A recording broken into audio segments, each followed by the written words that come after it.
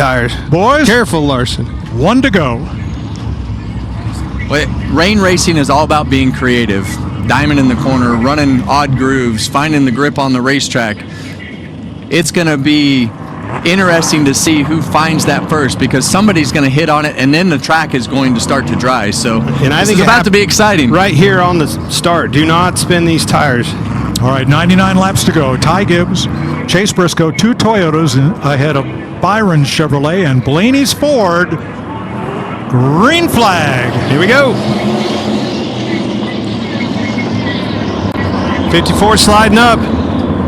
And around the outside comes Briscoe. All the way up on the outside of the track. He went to the outside, Kevin. Exactly what you were talking about. Hamlin slides into the 5, and around he goes. Denny Hamlin ran out of grip, slid into Kyle Larson, who spins along with Kyle Busch. Did we complete a lap? I don't think so. Rain, rain, go away in Winston-Salem.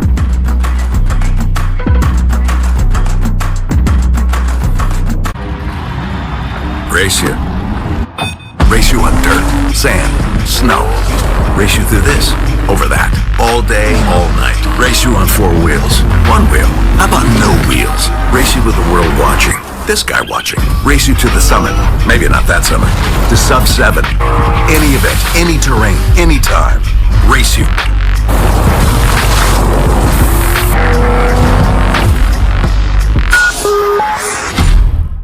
Arby's new meat in 3 box for just $7.99 is a 4-course meal deal. Unlike other value meals, this box won't leave you hungry. Whoa! Can you believe all this food fits in 1 box? Arby's, we have the meats. Helium Malanin showing beautiful control.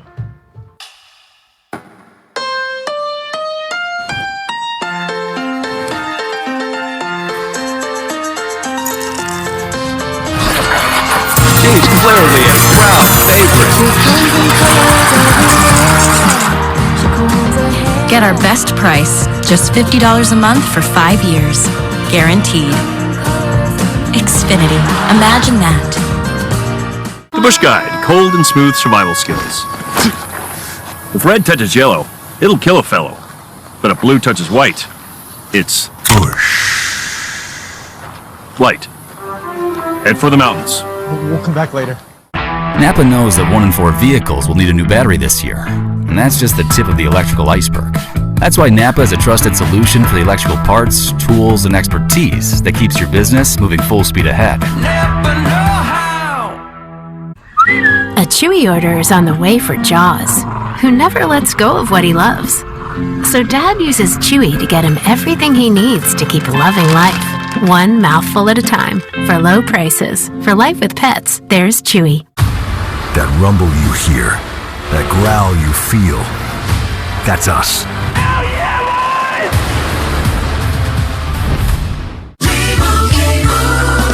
And Doug. There it is, Limu, the 50-yard line! Soon we'll be telling the whole stadium how Liberty Mutual customizes car insurance. To save people hundreds! Whoa! Looks like we're walking. We'll get them at halftime. Only pay for what you need. Liberty, liberty, liberty, liberty. All right, welcome back to the clash. They're going to choose this time. The biggest challenge in racing in the rain is where is the grip and how much is there? Well, that's exactly right. In road course racing, they tell you when it's raining, get out of that groove, wherever those tires were. And Kevin, it's kind of what we saw some of these veteran road racers in the rain. Where'd they go? Yeah, well, they went straight to the top. We were questioning if it was slick, but we saw SVG go all the way against the wall around the corners. And I think that the reason that plays comes into effect is you get out of the rubber. All right, here's a look at it. What put us under caution here? Denny Hamlin gets loose, spins around into the 5, and then it's on. Denny Hamlin got help from Connor behind him. Connor Zilich in that 88 car.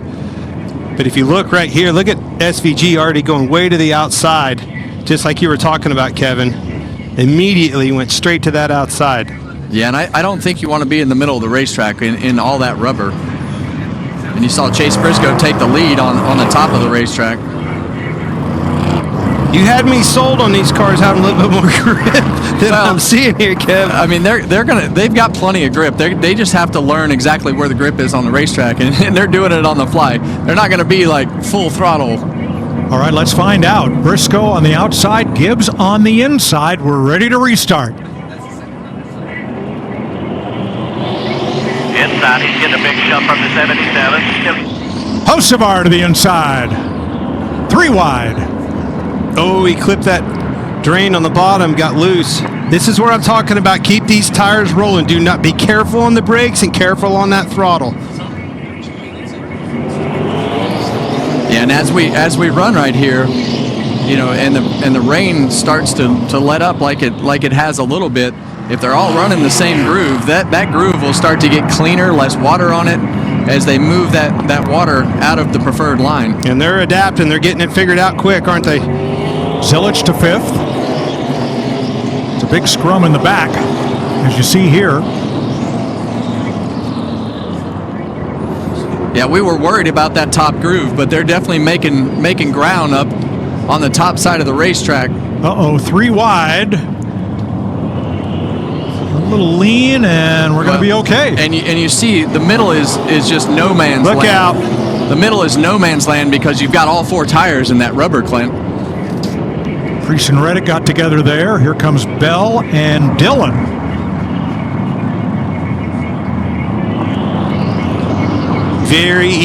Dillon into the walls. Very easy on your inputs. Your steering. Do not spike any throttle, brakes, anything. 95 laps to go here in Winston-Salem. Coming up next, a new episode of The Masked Singer, celebrating America's 250th birthday, followed by an all-new episode of Fear Factor: House of Fear. That's all coming up after the race here on Fox. Single file through the first 10 positions. I tell you one this is what I had my eye on. Blaney, the fastest car on the racetrack, the first 100, put these tires on, we're in trouble. Going to the back in a hurry, all the way back to 12th from 4th. Who's filled that spot? Connor Zilich, right here in this 88. A lot of experience on road course racing in wet weather conditions. And look what's happened to the groove as they run single file to turn 3. They're no longer at the bottom of the racetrack where all the rubber was laid down. They're looking for tooth and trying to find any grip they can, and most of it seems to be up in that 3rd groove. Yeah, and a lot of this will be visual as the racetrack starts to change and the water starts to get pushed off and you start to see some dry spots on the racetrack with the cars going around. Then you're going to be able to start using a little more throttle to get the car to get up off the corner, to get it to rotate in the middle of the corner. That'll be the hardest part right now, is actually just getting the car to turn through the middle of the corner, and then how hard can you put the throttle down on the exit without spinning those rear tires. You were right though, Kevin. The one thing that I am seeing is not a lot of vision problems. They can see, not a lot of spray behind these race cars. So far so good. They're figuring it out. And they're racing with respect, which is kind of new for Bowman Gray. In the weekly racing series, we don't see much of this. Well, you got your hands full racing yourself right now. A lot of grip level issues. That is William Byron's onboard camera on the right, the Valvoline cam. Ty Gibbs just ahead. Well, and there's a drastic difference from the cars in the front to the cars in the back, and what's going to happen here? They're catching them 3/4 of a second a lap. Lap traffic is definitely going to be just what we had in the dry, just in a much different lane as we are in the wet. And I'm glad you said that. That's going to be the difficult thing. As that leader, Chase Briscoe, catches the back of the pack, where's he going to go? It's become single file around the outside of the racetrack. Little contact there as Austin Dillon makes some ground on Ryan Blaney using the inside with the number 3. Whoa! Bubba Wallace in the wall. 3 cars started up in front of him. And I think that's the way you're going to have to pass. You're going to have to use that right side door up the racetrack, because that middle lane, like we talked about, is really, really greasy and not the place that you want to be. Nice kill.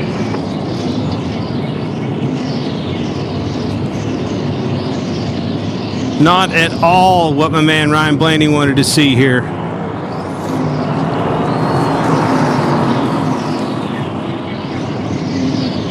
This bunch right here, battle for second, led by Gibbs, is heating up. You guys are really starting to figure this out, getting some grip level in their race cars. I'm sure the track conditions are probably getting a little bit better. Some heat in those tires are helping. Yeah, and I think that right now the 24 car is better than the 54. He's able to get in the corner a little bit harder. It looks like he can get his car rotated, where Ty can't get in the corner as hard because it doesn't look like his car is turning in. But you can see just a little bit wider for the 24 getting in the corner compared to the 54. Just gives him a little bit better angle. But as you see this racetrack right here, Clint, you can start to see where the groove is in the racetrack, where they're getting all that water cleaned off the track. And that's why the speeds are picking up in a big way. And I promise you, in 77 years of NASCAR racing at this racetrack, this is a racing line that has never been used. And another thing, exactly right. Another thing that's going to happen here is you do not want to get out of that groove. You get out of that groove and shoot across the bottom, it's going to be a sheet of ice. Yeah, and we've seen this 3 car look like he's making his way through the field, but he's been very aggressive with the bumper and the right side of the car. Josh Berry got into the wall, and he is looking to exit. He has stopped. Cars out now. And we're under caution. I think he's got right front damage. He got in the wall, I believe, up to turn 4. His front wheels are not cooperating. There's got a tie rod in broke or something on the front of the car.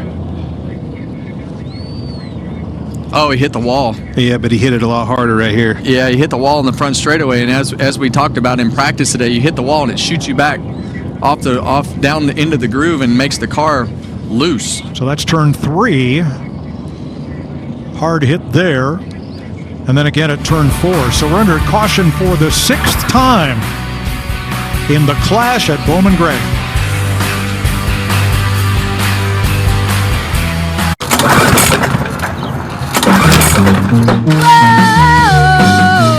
Thank you.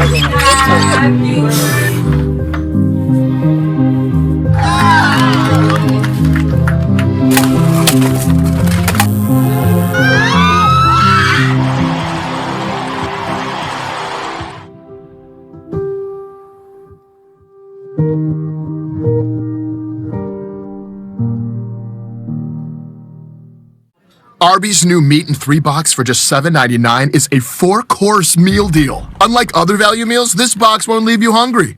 Whoa! Can you believe all this food fits in 1 box? Arby's, we have the meats. I don't always make her lunch, but I do always know what she has to eat. The Tide Boosted Test.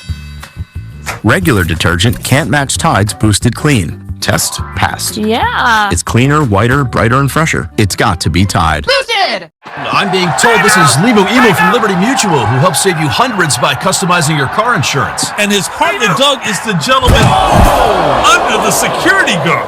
Only pay for what you need. Liberty, liberty, liberty, liberty. Somewhere on a stretch of road in a town you've never heard of, there's a Chevy truck. And the person who drives it, well, that's a Chevy person. You probably know one. Your buddy. Your sister. The ones who always show up. Really, Mom? Yep, let's go. They don't need permission to get going. They're the first to rise, the last to leave. They all have that little extra something. And maybe you got it too. I've just never won it. It haunts me. Have you ever considered winning? Maybe you should drive a little faster.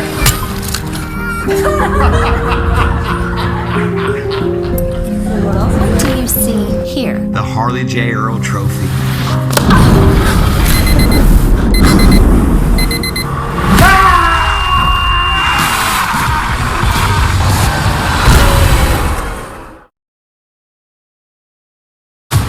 That rumble you hear, that growl you feel, that's us. The Bush Guide, cold and smooth survival skills. To avoid going in circles, make note of recognizable landmarks, like that. What's wrong with going in circles? Different circles, Ross. Okay. Head for the mountains. Neither rain nor sleet nor dead of night shall keep not the mailman, but these racers from their appointed rounds. 119 complete. 81 green flag laps to go in the clash of 26. That's the big one. Ryan Preece going around along with Denny Hamlin and Kyle Larson. Larson just got the free pass. He's back on the lead lap. Kyle Busch has gone to the pits for repairs, expected to return. Well, the thing I like about what we saw, sure, we had the caution there at the beginning when they ran into each other and spun out. But that's why these guys are the best drivers in the world. I mean, they figured things out so quickly with all the information that they had.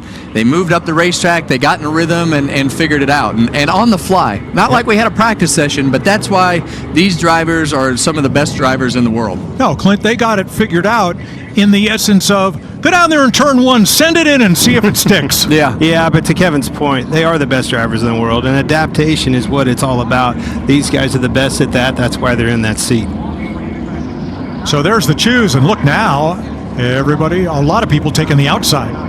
And they don't practice this. No. Like, you don't go, like you see some other racing series across the world that you go practice in the rain. The only time that these guys get to practice in the rain are under race conditions. Whether it's on a road course, on an oval, whatever it is, this is the only learning that they get on the rain. So this is great experience not only for the drivers and the teams to get some information, but also for NASCAR to see, okay, well, that spray wasn't that bad. It's still light rain, and we're out here on the racetrack doing it.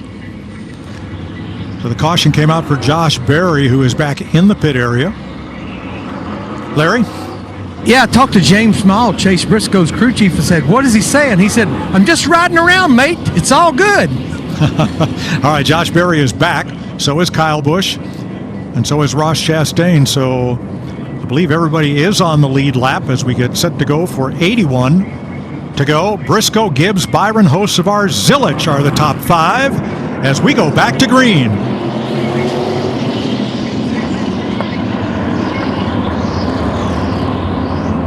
4 wide. Man, once that thing does slip, it's just like driving on ice. And around here, like we've done the last 10 days around here, once it starts sliding, you're in trouble. Yeah, once you get that thing sliding, it's like it shears the tires, and just you can feel the car just like you would on your road car as it would hydroplane across the racetrack and when it loses grip. Zilich, the blue car on the inside, he is making some ground in that bottom groove. Up challenging now for 5th side by side with Chase Elliott. Going to give up that spot. Turn 4, they're all piled up. Blaney is there. Wallace. Berry wasn't part of it. He kind of got there late. Definitely shorter around going back to Connor Zilich like you were talking about, Mike. But, man, he looks like he's crawling down there, Kevin. Yeah, and I don't think it's better down there. I don't think there was a hole up top. He was running the left sides down on the concrete and maybe a little in the grass to try to get through the corner. And typically that concrete is going to have more grip than anything else on the racetrack. See a left front flat right there on Austin Cindric's car. Josh Berry will get the free pass. See what happened up there in the 4th corner.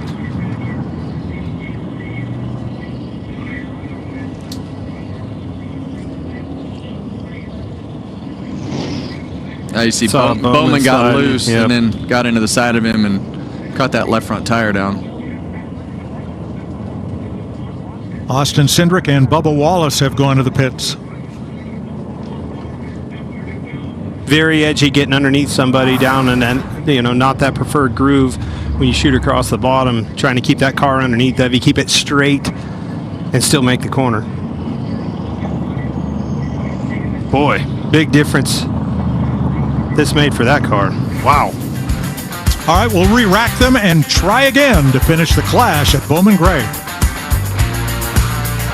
Somewhere on a stretch of road in a town you never heard of, there's a Chevy truck. And the person who drives it, well, that's a Chevy person. You probably know one. Your buddy. Your sister. The ones who always show up. Really, Mom? Yep, let's go. They don't need permission to get going. They're the first to rise, the last to leave. They all have that little extra something. And maybe you got it too.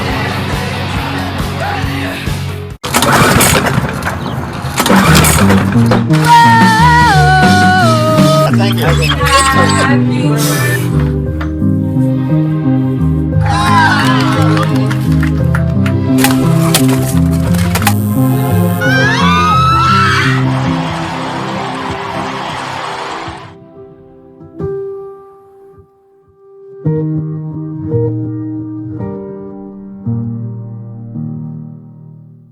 Helium Malinin showing beautiful control.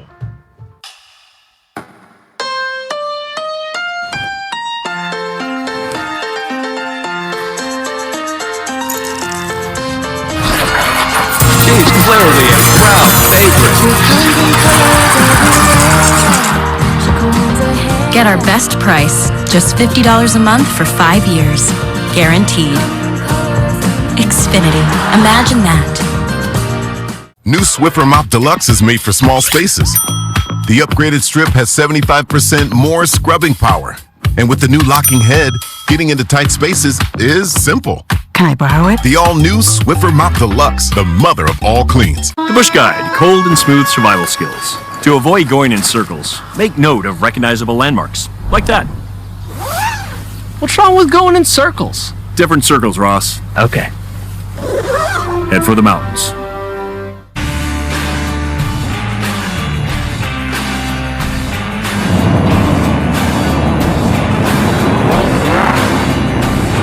Slip sliding away on a rainy night in central North Carolina after a week of snow and snow removal. They are testing the limits of the madhouse. Well, it's pretty much par for what cars look like around the Winston-Salem area. I live here. Yeah. That's pretty much what we had all weekend. I agree. Just like that. And on a lot of the two-lane roads that face the north and don't get the sun, it's still very much like that. I got passed by a Honda Civic on 40 the other day, and I've said a prayer for him, and boy, it didn't work out in his favor about a half mile up the road. Wound up in the ditch. My man had the front fascia knocked off of it. His towards was definitely off. All right, we're coming to the choose. Briscoe and Gibbs. 2 Toyotas. Then 6 Chevrolets, and then Joey Logano's Ford. Now Gibbs chose the outside behind Briscoe. That will move Hocevar up to the front row on the inside. Let's have a look at the Progressive Race Summary before we go back to green. Chase Briscoe, the most recent of 4 leaders, 6 lead changes, 22 cars on the lead lap, Josh Berry a lap down, 7 caution flags. I think we'll get 1 to go this time. Wow, what a difference. I mean, look at these 2 cars right here, these teammates. They weren't even sniffing the top 10. Both of those guys with the experience they have. Well, and Gibbs Suarez a shout out there. Yep. He's in 6th. He was nowhere in sight, and all of a sudden the rain came, and those 3 cars have found their way to the front. Yeah, so. he was in a field with half the field. And that's back happy. That's typical in a wet weather road race too. You see guys that go backwards that are good in the dry, and field flips when it gets wet. Now a call out to Kyle Busch. He was at the back of the pack, but because he chose the inside, he's going to restart in the 7th row. We'll see how that works out. Hocevar inside of Briscoe, and we're back to green. Oh, he's going to take the spot. Covers the top. 3 wide behind him. 4 wide. That can't work here.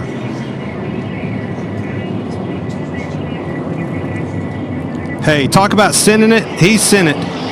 Hocevar drove it off into the corner. He knew it wasn't going to turn and took the position. Drove in hard enough. Reddick got roughed up there in that 4 wide, lost a few spots.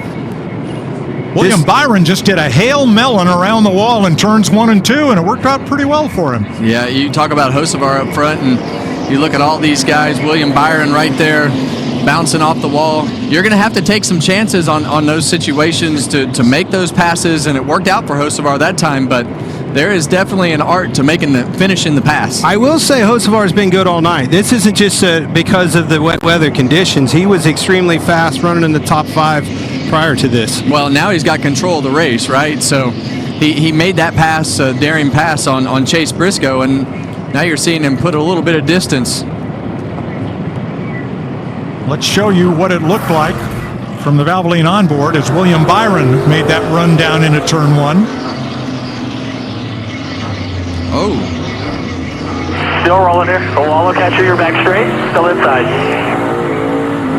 Corner clear. Back in line. Half off. Listen to that throttle. Just barely on it. Yeah, and you want to keep the RPMs low. Now, we talked about Kyle Busch moving up the inside to gain position. He restarted 13th. He's 14th. That worked out pretty well for him. He gained about 6 or 7 spots by taking the choose. Going back to that in-car, though, did you hear him roll out of the gas? He didn't just spike. That's what I mean by spiking your inputs. With the wheel, with the throttle, with the brakes. Just be very smooth with it. Fellas, speeds have picked up since this restart. They are not gingerly rolling off into the corner like they were the first time we tried this. Conditions are getting a lot better, Mike. I think this outside line is really buffering in, and it takes me back to the move that Hocevar made. Timing is everything, and getting control of this race before that groove kind of goes to a rubber dirt track. When that track rubbers up, it's one lane, and it's a race to get it to the point first, and that's exactly what he did. Oh, Gibbs is around. Nope, we got it straightened up. We're not done yet. We're going to stay green. Still green. How about that? Outside. No caution. Boy, a lot of bumper tag. They're still 3 wide into the corner. And everybody's going to make it out.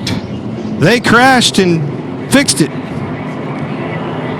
And you see that 97 car right there. We talked about Shane Van Gisbergen and his experience in these types of situations. Let's see what happened with Ty Gibbs and Chase Elliott.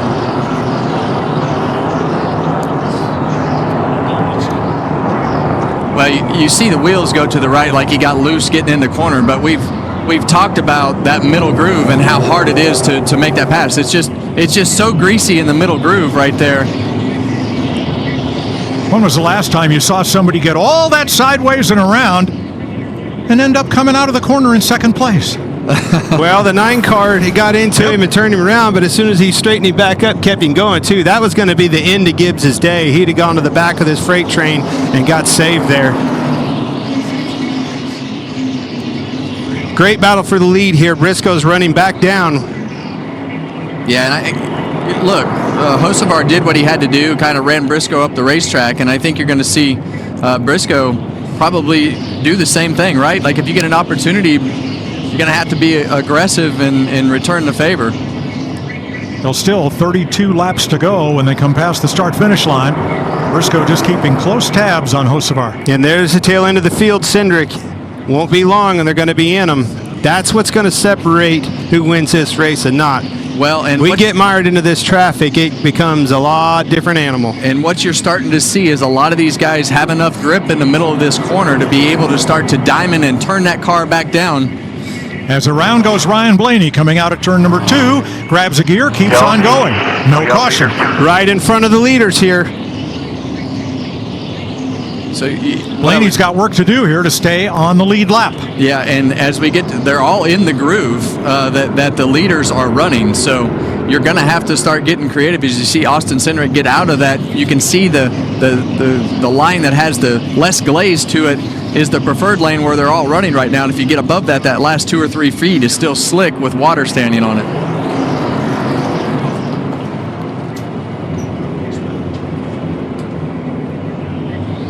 Three wide coming off turn number 4. That's a battle for third. Van Gisbergen and Gibbs side by side trading a lot of paint. Yeah, it's getting rough. Van Gisbergen went for the slide job on Gibbs, slid him up, moved him into the racetrack, kind of put him into the wall, but unfortunately, that's how you're going to have to make these passes. Here comes Gibbs back to the inside, repaying that favor. Gave him another shot to, like you say, repay that favor. And that is for 5th place. Ryan Preece has passed them, and now they're stacked up at the trouble spot, turns 3 and 4. Briscoe's around Hocevar. I don't know if it's official. Obviously, they checked up because of Denny around sideways. Caution is out for sure.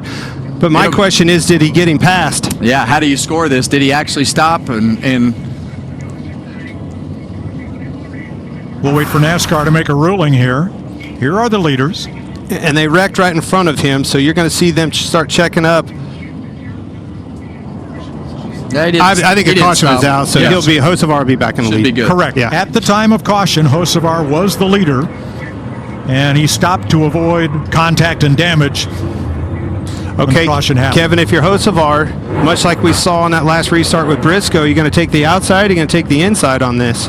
I think I'm still sticking with the outside. I think that if Briscoe could do that restart again, I think he drives into the corner a little bit harder. Or maybe he gets a little better, different jump or something like that. I still think that if that move doesn't work for Hocevar, I mean, you could cost yourself 2 or 3 spots, but you see him right now. they're going down to the bottom of the racetrack to cool those tires back off in places that have more water than where they have been running. So there still be water. You see the shine where the water is right there. So they'll go to where that water is standing a little heavier to get that water on those rain tires to try to cool them back off.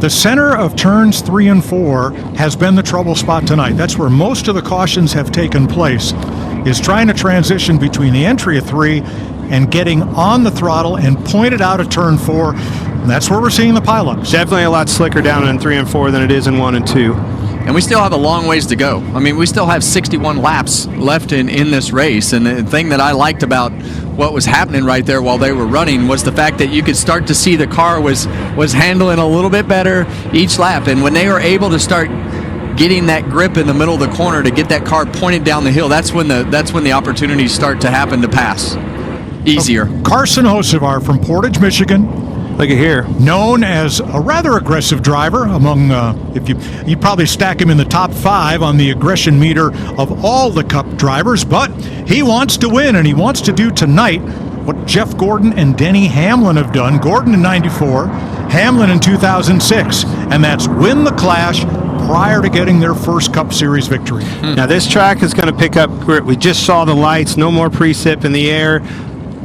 We're going to go one more lap before they choose here, but what I'm getting at is the pace is going to pick up, the grip level is going to go up in these tires, and back to my point on a dirt track, when those things rubber up, it's a race to the front first. Has to happen soon if you're Briscoe. Yeah, and maybe Larry can help us on this, but I'm not so sure that the rain tires might not be a little bit harder than what we actually are racing this weekend at Bowman Gray with what these tires are.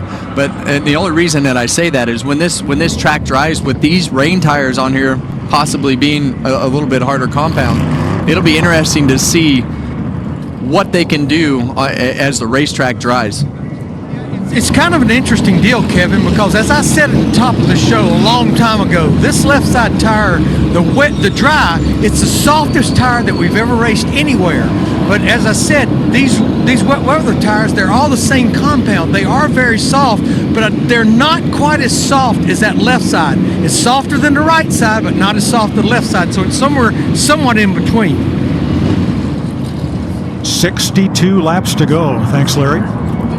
Hocevar has elected the outside. That has been the groove in these wet weather conditions. And if you're Briscoe, right? Like you know how he lost the lead. Yeah. Well, my point, going back to this precipitation, they've almost picked up a second from where they started on these tires when it was really wet outside. So the grip level's coming up, and it's only going to get better for these cars. So the preferred groove is going to be more important. I'm watching the 8 of Kyle Busch. He's done it again. He's gone up the inside, Junior Miller style. One of the old modified racers here did it a lot and took the not preferred groove. He's up to 9th now. Let's see how this plays out. Hocevar Chevrolet, Briscoe's Toyota on the front row. Back to green. Spun the tires just a little bit. 19 gets into him on the outside. Gave him a little bit of a shot in the door right there. Oh, he got in the corner hard. Gets a little tap. Comes out with the lead. No. Briscoe into him again as they enter turn 1. Yeah, and three wide, and around goes Dillon. I promise you that aggression from Briscoe is because of the how he got past before us. We've got one around. Yeah, that's Austin Dillon in turn 2 as they come to the caution flag. Kevin, tell me about that paint job. Yeah, that's a great throwback scheme right there. We ran that GM Goodwrench paint scheme that Austin's got on the side of his car from about 2003 to 2006, so pretty cool. Aggression is definitely picking up. Watch SVG on the bottom, Suarez, Gibbs. These guys are going at it. The haymakers are coming. Under caution once again at lap 139.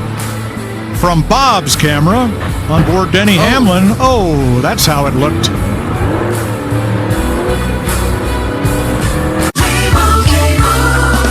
And Doug. There it is, Limu, the 50-yard line. Soon we'll be telling the whole stadium how Liberty Mutual customizes car insurance. To save people hundreds! Whoa! Ah! Looks like we're walking We'll get them at halftime. Only pay for what you need. Liberty, liberty, liberty, liberty. They don't know the first thing about you or Walmart Plus. Like that Walmart Plus members get free delivery on more than just groceries. Free delivery on these apples and this shirt. Yeah. How else would I get free delivery on this air mattress and these blankets? Who knew? Dylan, have you been sleeping here again? Go home. No, not that home. Your home. Go home. The Walmart you thought you knew is now new. Every truck month, trucks talk tough. Only one delivers the trucks worth talking about. Ram Truck Month. The most powerful light-duty gas lineup in America. Backed by America's best powertrain limited warranty. First off the line, last one standing. Built to never stop. Hurry in for great deals during Ram Truck Month. The only one worth the talk. Nothing stops Ram. Welcome back to the Cookout Clash, NASCAR's preseason exhibition race in snowy Winston-Salem, North Carolina. Now coming up next on Fox, an all-new episode of The Masked Singer, followed by an all-new episode of Fear Factor after racing here on Fox. Michigan's Carson Hocevar, he knows how to race in the snow.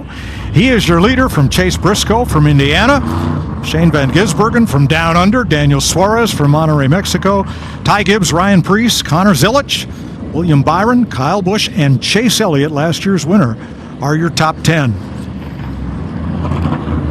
Well, that shoes worked out pretty good for Kyle Busch. He's all the way up to ninth. So, guy who snuck in there on me is Ryan Preece there in sixth. But SVG in that 97 car, he's been aggressive. That's my guy right there. That's my guy.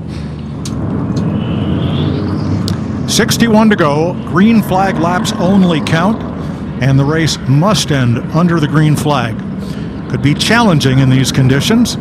The track is not really drying. I don't see any dry asphalt, despite the laps that we've been running here, but the lap times keep coming down, speeds keep going up each time we restart. Larry Mack? Yeah, Mike, because we know these cars are a 5-speed sequential shifter, and you restart in first and you run second to race. Talk to James Small, that's what they're doing. But he said, we feel like Carson Hocevar is going to third in that 77 car. Kevin, we used to do that back in the day. If you had grip level issues, especially on old wore out tires, what would you do? Yeah, you try to lug the thing around. And that's right. Put her in a taller gear, keep it from spinning the tire so much. But that will also let it free spool, if you will, getting into the corner, making it tighter. You're not using the engine to slow yourself down. As this track gains grip because of the rain not happening, I bet you they're going back. You'll see speeds pick up, and it'll be because they probably can go back down into that grip and rip gear. All right, Briscoe chose the outside behind Hocevar. That moves Van Gisbergen up to the front row. Look at this. SVG, that's experience. Never slipped a tire. Hocevar did, to the point. Here he comes. There he goes. Gibbs trying to get by for second. Preece moving up side by side with Briscoe for fourth, and then Suarez with Zilich. If you ask me, that was a gear difference.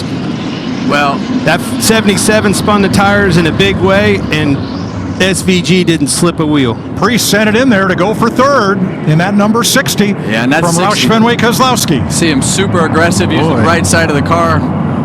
And away he goes. Nice move. Yeah, that was pretty aggressive.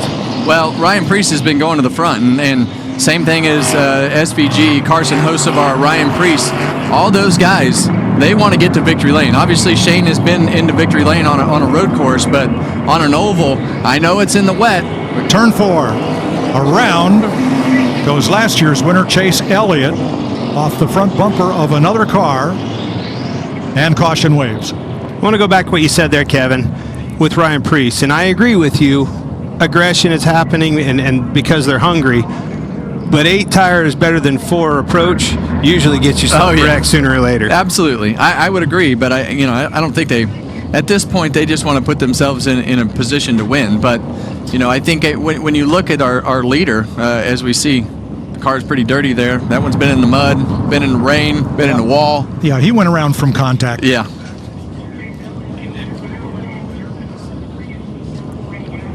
58 to go.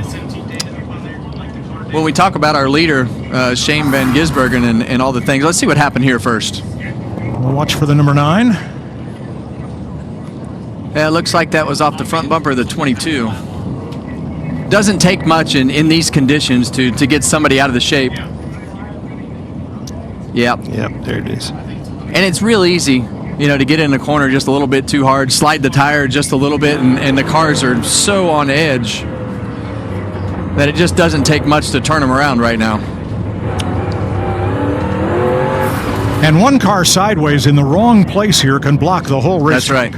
I want to talk a little bit about Shane. You talk about that wheel spin on the restarts. Everything that we talk about with Shane and the things that he does really well on the road courses, it's always about his roll speed through the middle of the corner, how he uses the brakes and controls the brake pedal, uses that heel toe method to control the braking and everything that's happening with the car.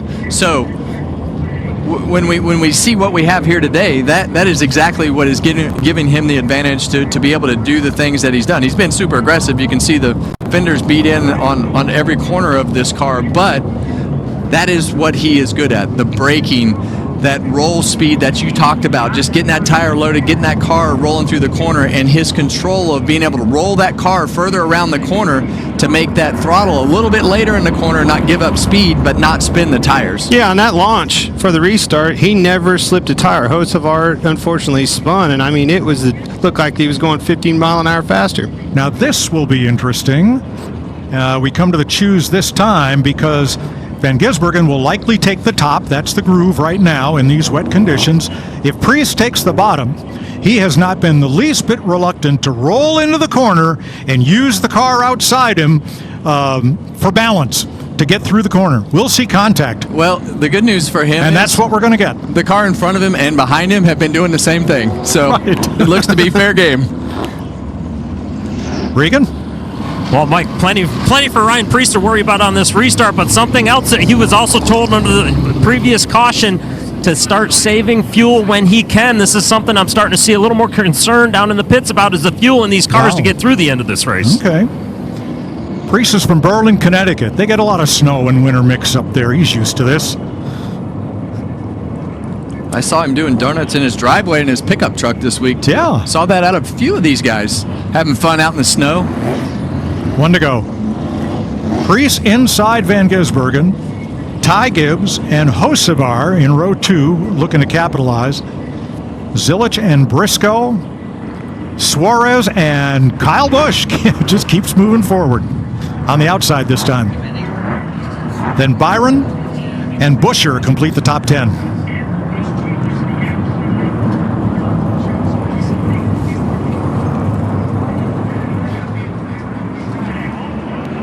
Green flag.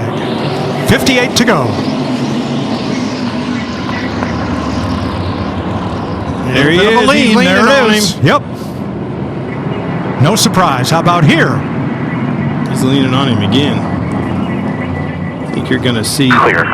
All clear, wreck. Oh, Logano is tied up there with Denny Hamlin and Chase Elliott, and we're under caution with the new leader, Ryan Priest. Yeah, I can't stress enough, that's the hazard about leaning on people like that, is these cautions keep coming out behind you. It enables that guy to repay that favor. Seems it's always turn 3. Oh, Logano was sideways going in. Not sure if it was from contact, but there's plenty of it there to go around. Yeah, it's hard to tell right there if the 5 was into the back of him watch him, come on. or if he just lost it. But either way, he turned around and got nailed by a couple cars.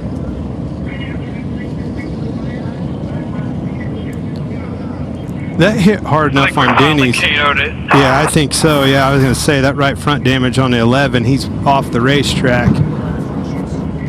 That was a TKO knockout punch for him. And look at the number of career wins. Of course, Van Gisbergen's all on road courses. I was going to say, yeah. Now, this would not count, this being an exhibition race. Would not add to that total, but this is the 11th caution of the night. But guys, did you have Ryan Priest on your radar for this scenario? No. He's the one in his top 5. Well, in all fairness, Hocevar is too. But I did have SVG as my point. Priest leading this charge right now is pretty impressive. Well, he's done a great job. Snuck up on us, creeping his way into the top 5 or 6 right there, and then steadily has just put himself in control of this race as the leader. So he's been aggressive, but most everybody's been aggressive. He's been a bulldog. Yeah. Every pass he's made, if you want to win this race, though, you're going to have to be a bulldog. It's effective. I don't mind it if it's working. And Ryan Preece has a bunch of laps here in modifieds. Of course, he came from the modifieds in New England, where he was the Whelen Tour champion. But like you said earlier, he doesn't have any laps up in that groove. No, nobody does until tonight. All right, we'll come to the choose this time. 57 to go. See if we can get back in a rhythm and log some laps here. If we can just get past turn 3. So roles are reversed. Van Gisbergen inside, Preece outside. Let's see if favors are returned. Rolling off into turn 1 this time. And we saw Shane take the lead the exact same way that Ryan took the lead. So, I think that's where the pass is going to be made. And when you have the opportunity, you have to take advantage of it in this scenario. So you just got to get a good launch and get yourself into that first corner, which, in my opinion, is sometimes easier as the car that's not the control car, when you can kind of roll up on them to get those rear tires going instead of just accelerating all at once. I'm glad you said that, and one thing that I picked up on SVG's last restart is he rolled him pretty fast. It tells me he's in that taller gear. You don't want to, because that thing doesn't want to pull out of the hole as much. When you're in a taller gear like that, he rolled it pretty fast, keeping the tire slip to a minimum. Pace car is off. Starter has the green flag in hand. Out of 4, Preece a half car length ahead, and we're back to green. Late green flag. And they're dead even into turn 1, leaning on each other. Push him clear up out of the groove. Well, that seems to be the trend on these restarts, to be able to get yourself in a position to do that. Can Gibbs come with him here? Everybody makes it out of 3 and 4 this time. Zilich to the inside. He gets into Gibbs. Around goes Ty Gibbs. And Hocevar right front. A lot of right front damage on the 77. And Kyle Busch into Gibbs as well. Buescher is stacked up there.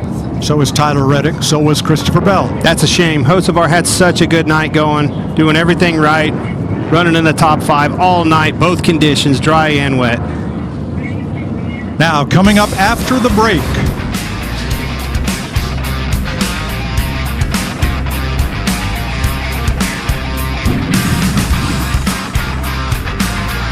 Arby's new meat and 3 box for just $7.99 is a 4-course meal deal. Unlike other value meals, this box won't leave you hungry.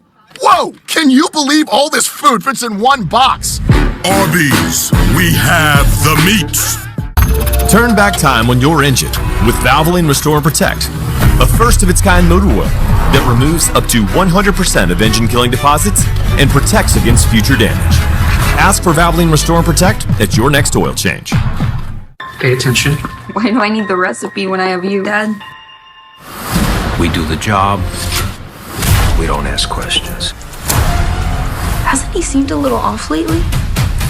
My mind hasn't been right. No one could know. TV smash hit Memory of a Killer is all new Mondays on Fox. Start your weekend with a slam on Fox College Hoops Friday. Big-time rivalries. These two teams, they don't like each other. Every Friday. Big time. All season long. To the bucket. Oh! UConn, St. John's on Fox College Hoops Friday. This brain is 4% larger than average from watching FS1's daily shows. Colin Cowherd, engineered to activate your logical thinking and decision making. First things first, here it's thought processing. How dare you! And this is the Chaos Zone, triggered by Barstool, where play and instinct live. Weekdays on FS1. No brainer. Welcome back to Winston-Salem, North Carolina. The clash at Bowman Gray.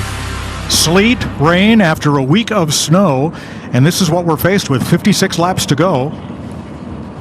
And getting ready for yet another restart.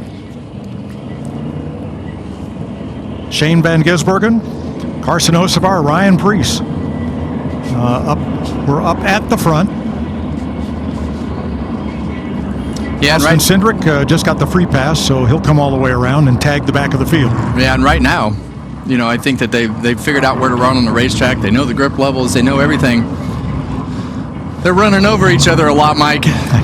Well, they are, and the design of this racetrack, remember, this wasn't built to be a racetrack. It was built as a football stadium. And they took the running track around the football field and made it a racetrack in 1938.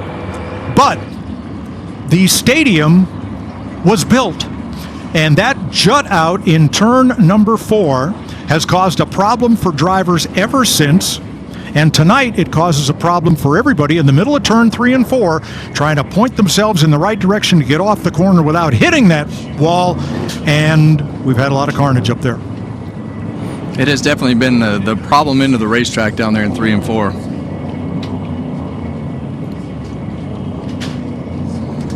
Van Gisbergen makes a late choice to the bottom. Preece up top this time. See how this works. Well, it's a battle of attrition. And in motorsports and anything I've ever raced, adaptation is just like what you were talking about. You got to be able to adapt to the conditions. So they're not always perfect. Yeah. As a matter of fact, I hate perfect conditions. This is a little bit wild right here, but I like watching these guys adapt and seeing who can overcome these wild circumstances. 1 to go. Connor Zilich up in the second row now with Briscoe. Daniel Suarez with William Byron. Row 3. And after spinning earlier and going a lap down, Kyle Larson now up to the 4th row.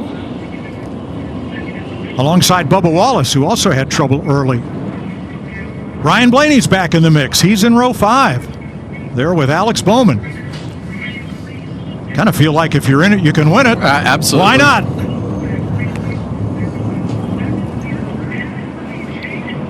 And we're back under green.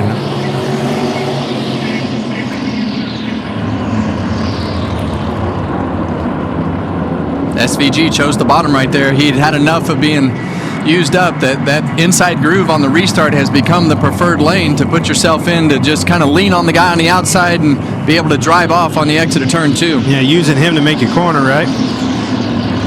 So Preece is second, Briscoe third, Zilich challenging on the outside. Suarez inside.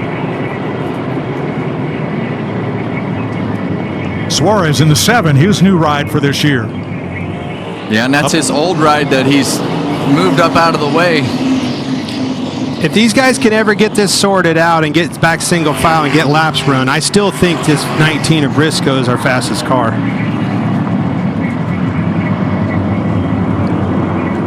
Briscoe has gained right back up to the 2 leaders. They have distanced themselves from the rest of the field. Yeah, and when that groove goes up the racetrack like it has, it makes the passing way harder, so these guys have resorted to just getting more physical with each other and using the right doors. So, well, it entices you. It opens that door up for that slide job, if you will, shooting the bottom and just using them up. Oh, here's Bubba Wallace, the 23, right behind Suarez, and you know what they say about paybacks. I've lost track of the paybacks. the interesting thing that has happened as you look at the way that these guys are approaching the corner, as you see the 24 slide up the racetrack right there in front of the 88 car of Connor Zilich. And trouble for Larson. He got off pace coming out of turn number 2, now picks it back up again, but he's lost about 8-9 spots. Yeah, but he's kept it rolling, no caution.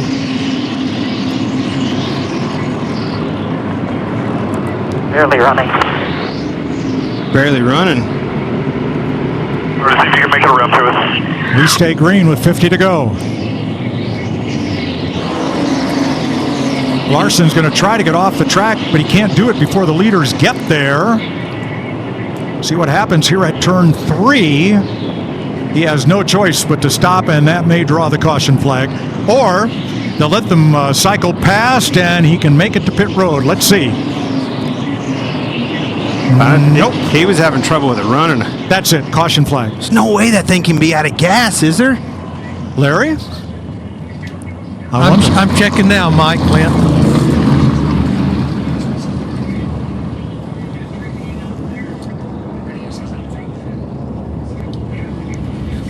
Caution for Kyle Larson, whose car was slow. Said it was barely running. Now he's got it refired. Said he's out of fuel. He just said on the radio. And there's the fuel jug. He's trying to limp it into the pits. I'm out of fuel. Wow. Well, if he's out of fuel, what's the rest of them? What kind of shape are they in, Larry? Yeah, Kyle Larson is out of fuel. Now, just all these caution laps. I know it's a quarter-mile racetrack, but all these caution laps we've run, just all the fuel's gone. We've run 152 laps of green and 133 laps of caution, which doesn't count, but it certainly contributes to the fuel burn.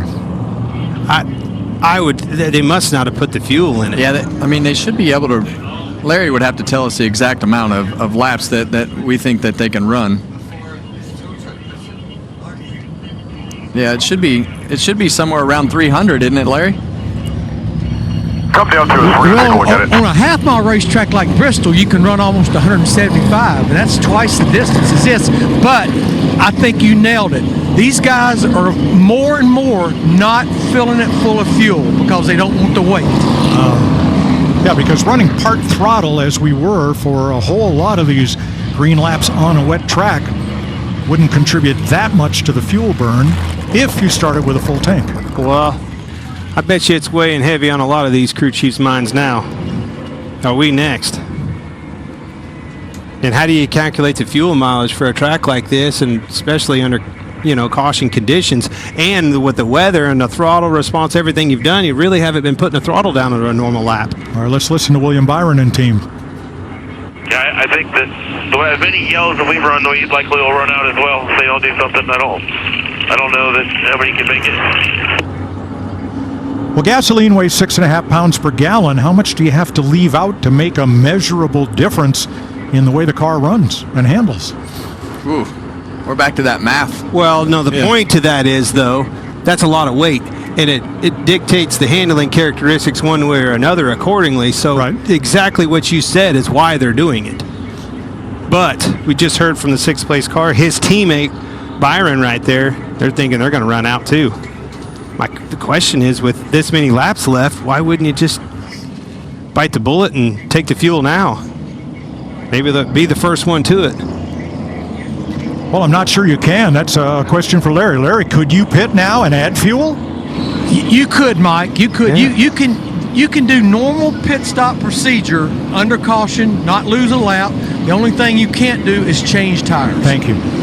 All right, it's Van Gisbergen and Priest once again, and this has been a great show between these two. The veteran modified racer, the veteran road racer from down under. And, boy, they battled hard, but battled clean on each of these restarts. The action's all been behind them. Well, they battled clean for Bowman Gray. Yes. Thanks for that qualifier. Yeah.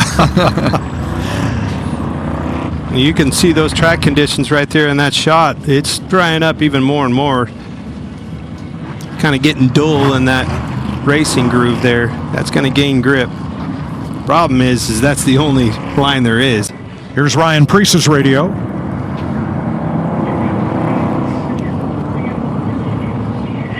Do you think we're going to run out? If we keep doing this, yeah, I do.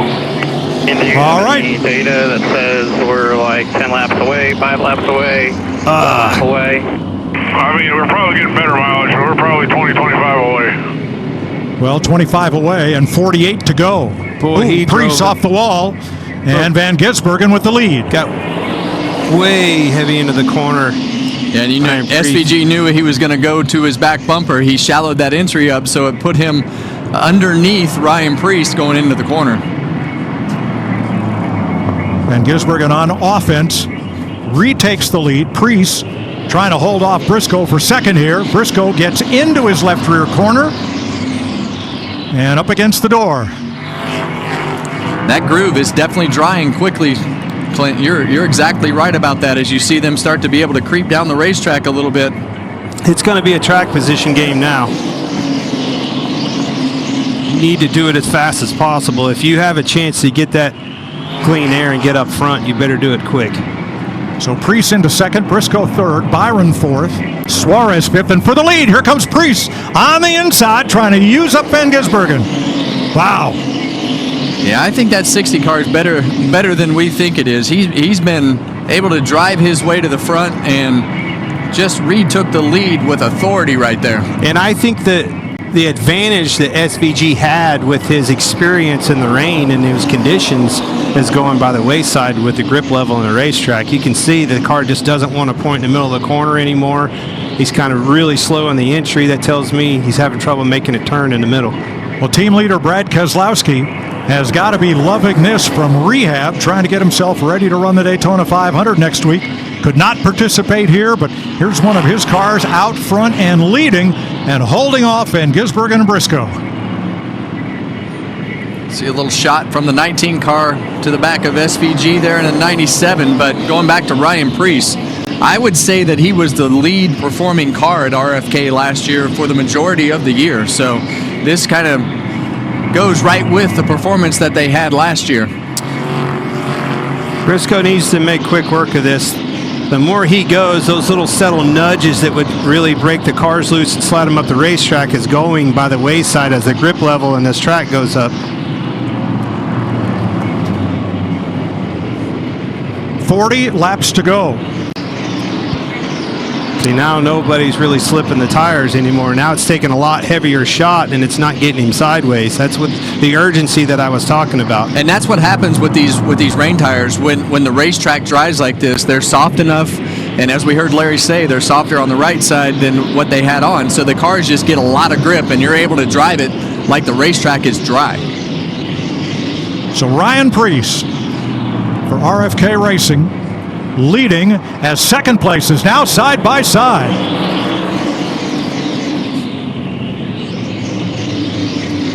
Now next on Fox, an all-new episode of The Masked Singer, followed by an all-new episode of Fear Factor.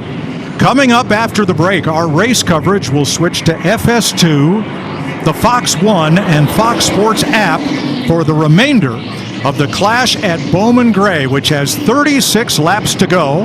Ryan Preece leading Chase Briscoe, Daniel Suarez, Shane Van Gisbergen, and William Byron. The caution flag flies for Chase Elliott, who may also be out of gas. We'll see you over on FS2. The Masked Singer is next on Fox.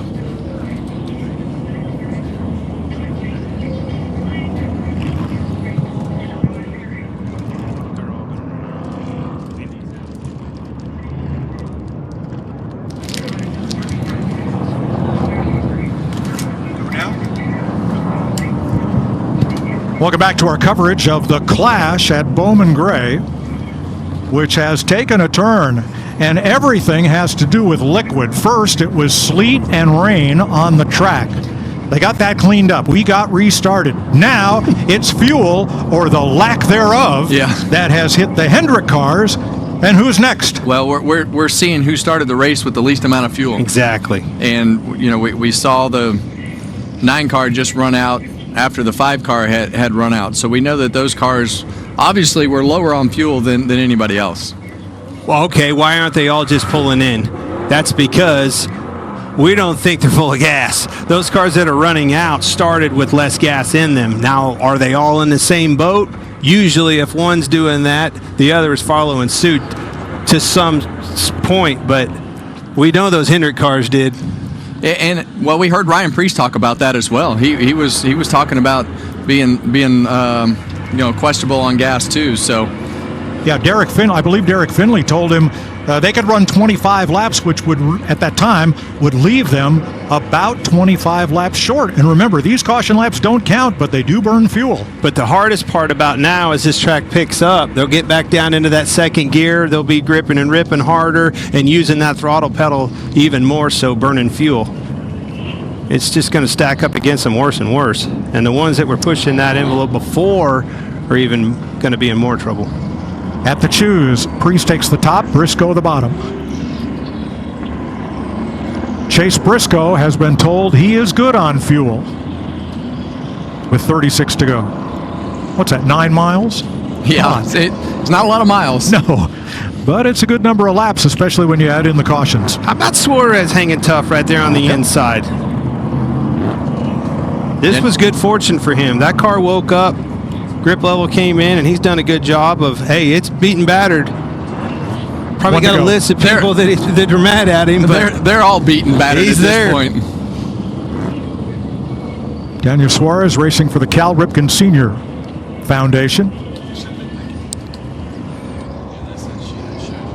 Number of charity initiatives on some of these cars for this exhibition race. The real season starts next week in Daytona, and we'll be there to bring you all the action beginning Wednesday. All right, 36 to go. Preece and Briscoe on the front row. Suarez with Van Gisbergen. And boy, the outside lane got going in a hurry. Well, I think moreover, the inside lane didn't get going. Briscoe spun the tires on the bottom, stacked that lineup big time, Kev. Hey, here comes Blaney. He's back in the show. Oh, no! Van Gisbergen around. Oh, heavy damage to Bubba Wallace. Back down here if you can. And Suarez up here on the front stretch. He's all tore up. That did not end well. And again, turns 3 and 4. I hate to say this, but that all started with Briscoe not getting a good jump on the start.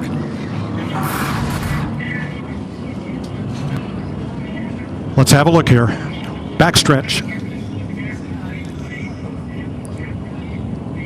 Briscoe just didn't turn. I think he had some help from behind too, but it started even on the backstretch. No, he didn't. Again, kind of making up for that poor launch on the restart. No, he didn't have any help from the back. Yeah, he just drove in there too hard. Yep. And both the Trackhouse cars go spinning. Van Gisbergen and Zilich. Yeah, and you saw the blue smoke off the tires right there. So that groove is dry up there, and that's the interesting part about wet weather racing. Like we don't have a lack of grip or anything like that. You know, these guys are just being super aggressive, and that was just simply a mistake. That's all on the 19. Again, I think he was trying to make up for the bad restart and got in way too hard and unfortunately wiped SVG out. That was a bad one. Well, from the grandstand, I saw a few angry birds thrown in his direction. That is also a staple of racing here at Bowman Gray. Usually it's the Tim Brown fans versus the Burt Myers fans or whatever. A little different here tonight. As Tyler Reddick gets service in the pit. This has been a tough weekend on these crew members, everybody involved. You can see their breath. It's cold out there, folks. These guys have been out in it all day long working on these race cars, preparing them for this event. And the way we know how cold it is out there is no more weepers. Not since we ran the LCQ have we had any problem with melted snow coming out from under the outside wall. Just has not been an issue because it's freezing out there. Yeah. Well, we've definitely battled a lot of elements here on a Wednesday. Wet racetrack. Well, it's dry now. It's not over. No. That's pretty dry. I don't know if I want to roll carnage. off into turn 1 No. way down on the bottom against the concrete. That area still looks pretty damp. Yeah, I think that bottom lane is still wet, but from the that one lane all the way almost to the wall, 3 or 4 feet from the wall, it's dry.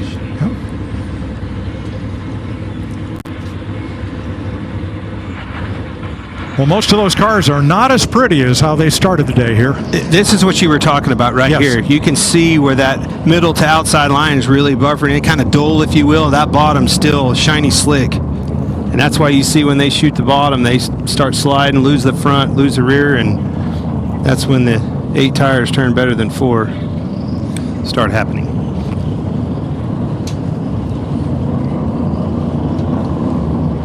As this picks up, Kevin, walk me through these cars not having stagger. We know that they made adjustments accordingly because of these tires. But as the grip level picks up in this track and it's no longer wet, what happens? Well, the car gets tight, or it just loses all the rear grip. And once those treads get worn out, and the car will feel like something in the back end is broke. I don't think we're definitely not to that point yet, but it'll go off like a light switch when it finally does. What's interesting about a wet weather tire, when you have tread blocks like this, it's kind of like a razor blade, and it's not the depth of the tread. That doesn't determine traction. It's how sharp that edge is on the corner of each of those tread blocks, kind of like a razor blade. When it's sharp, it works really well, and once it gets dull, not so much. One of the things I want to go back to, more importantly, is the stagger and what we're talking about. It's not a grip thing, it's a balance thing. Those things don't want to turn.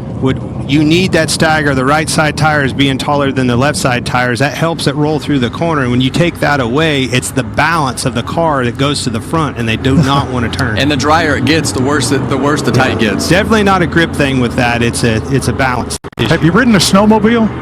Yeah. When you get the throttle, it goes straight. And that's what happens when you don't have any stagger. You hit the throttle, it's going to want to go straight. It's not going to want to turn at all, is it? You ever rode a snowmobile? I rode one once. I wasn't very good at it. Possibly more fuel issues here. All right, NASCAR has determined that the cars will be allowed to leave the track to refuel with 35 laps to go. Now, everyone is on the lead lap with the possible exception of Kyle Larson and Chase Elliott. Now, this will be fuel only, no adjustments permitted, just so we can get to the checkered flag. Is that Richard Childress, I believe? There in the camo, it is. That man's seen a lot of things here over the years. You know, I was down in Welcome this week. Mike Verlander invited me down to tour that operation. And Richard Childress, unlike Roger Penske, Rick Hendrick, they have car dealerships, they have other business interests. Richard is all in on racing. And that whole campus in Welcome is dedicated to racing and fabrication in one way or another. They've got their own engine company. They've got their own valve spring company, and you wouldn't believe all the teams and all the forms of racing they supply. They do some government work I can't tell you any more about, but it's very, very cool how he has built an empire. And for a guy who started here at age 14 slinging bags of peanuts in the grandstand of Bowman Gray, I'd say that's quite an accomplishment. I would agree. Well, I don't know why all empires work, but I know why that one works. Kevin and I have both been there. My dirt shops were there. I was there earlier in the morning. I was there late at night. And there was only one common denominator you always saw in the parking lot. And it was a black Tahoe in there. It didn't matter if it was 5:30 in the morning or 10:30 at night. Richard Childress was there working. That looks like a slick tire to me, Mike. Good point. That is I think we're going to let this track dry out. Move back to the slicks. Now we're going to need more adjustments, right? Oh, wait a second. Now, I thought we were stopping for fuel only. Let's double check here. Now, looks like they might be. And NASCAR down in the garage is telling us we have to go back to wet. Yeah. They're going to put the wet weather tires back on. Regan? Well, Mike, just to update you with what you're seeing on the 77 car right now, they actually came in and put slick tires on. The problem with that is you are not allowed to put slick tires on these cars right now because the track has not been deemed a dry racetrack by NASCAR. So then we saw the 45 car come in. They tried to do the same thing after they saw the 77 car do it. NASCAR would not allow them to put the slick tires on. Now the 77 is actually having to change back to the rain tires right now. So a little bit of confusion down here as to what was going on. That is all on top of the fact that now we're down here to get fuel for all the race cars that need the fuel to get to the end of the race. So a lot of craziness happening back here on the outside of the madhouse in the pits. So Regan, let me take this one step further. Do they have to put the wet weather tires that were on the car back on the car, since our understanding is this stop is for fuel only? Yeah, and that's a great question, Mike, and I am going to have to confirm that because I am not positive which set just went back on the car. I do believe it's the set that came off, but we'll have to get confirmation on that. I think it has to be. I think you have to put the same tire. You weren't supposed to take them off. You're supposed to put fuel in it. Yeah, and that in itself could be a penalty just because you changed the tires. That car's already had enough penalty. Doesn't look as pretty as it did at the start of the day. The fans here, they are a hardy bunch. You notice they are dressed for any and all kinds of weather. They had makeshift ponchos come out when the sleet started earlier, and they are going to Going to watch this to conclusion as we and you are with 35 laps to go. Well, it's been a battle. And, I think our biggest concern when we started this whole thing was whether the rain tires would have the grip. Felt pretty confident that they would figure it out. But it's turned into a bit of a destruction derby as we've gone through the race with them running each other over. It hasn't been the grip in the tires, that's for sure. Now, we have a lot of programming coming at you from Daytona next week, and here is a special you're going to want to see. Here's a look at We've Lost Dale Earnhardt 25 years later, a powerful new original documentary about the race that forever changed NASCAR and American motorsports. Press box, can you hear me? Yes. Okay. Well, how do you tell the world that we lost Dale Earnhardt today? One of Dale's very best friends was Mike Hilton. This is undoubtedly one of the toughest announcements that I've ever personally had to make. And those words flew across the world. We've lost Dale Earnhardt. I'm a rookie at Daytona 500. I was 8 years old. Fox hired me. We were all there. Malcolm in the Middle had premiered. I was probably one of the last people to talk to Dale Earnhardt the day he died. The badass of all badasses. Dale Earnhardt takes the checkered flag. That's what Scully asked. All of us were lost puppies without an owner. You remember what life was like before that day, and you remember what life has been like after that day.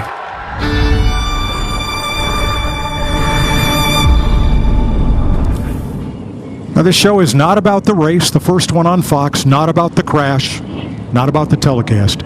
It's about what we lost. And I want you to tune in to see We've Lost Dale Earnhardt 25 years later, Thursday, February 12th, following the duel at Daytona on FS1.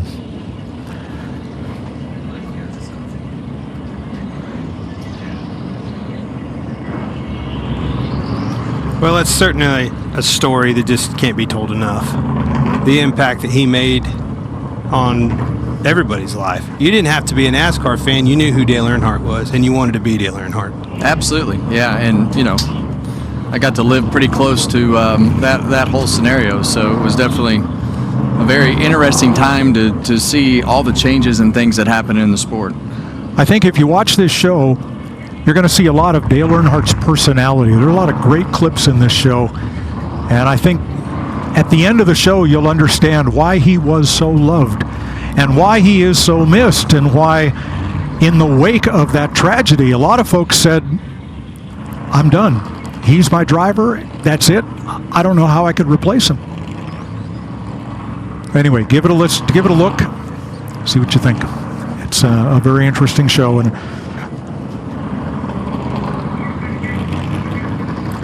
well, you can't replace him, but if you're on this racetrack, you want to race just like him. And that's a fact. Every aspiring driver, kid growing up, that's the benchmark. That's what you want to be. 35 to go. Everybody has fuel to go the distance now.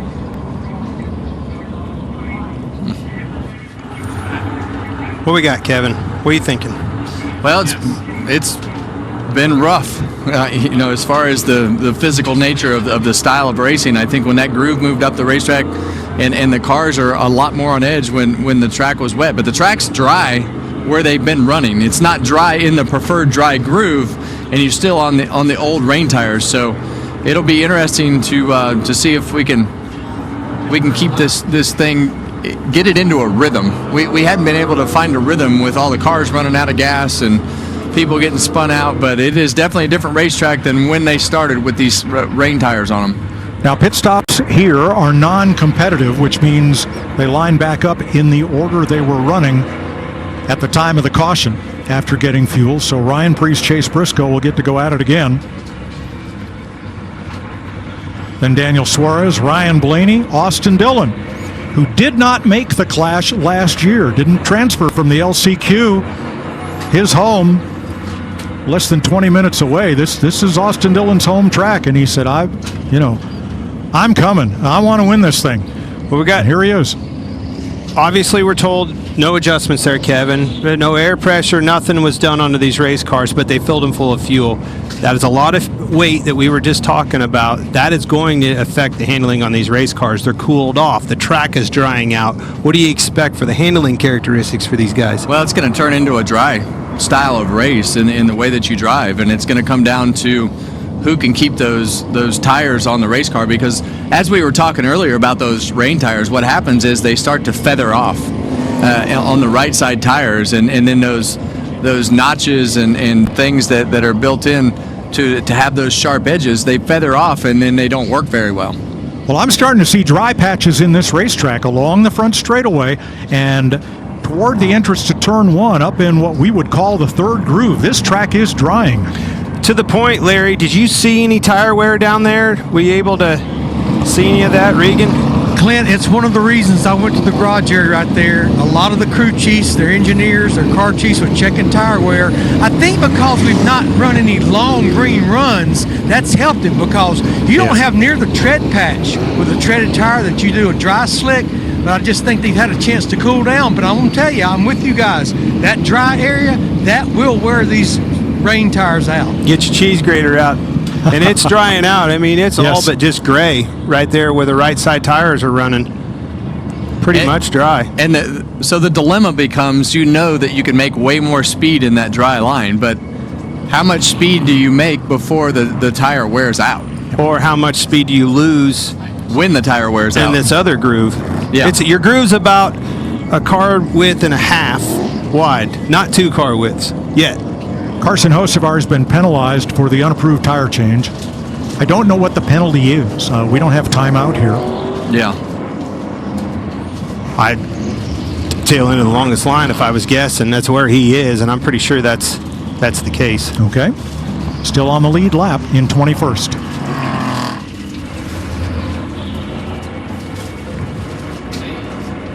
So he will tag the field as we get ready to go back to green in 1 lap.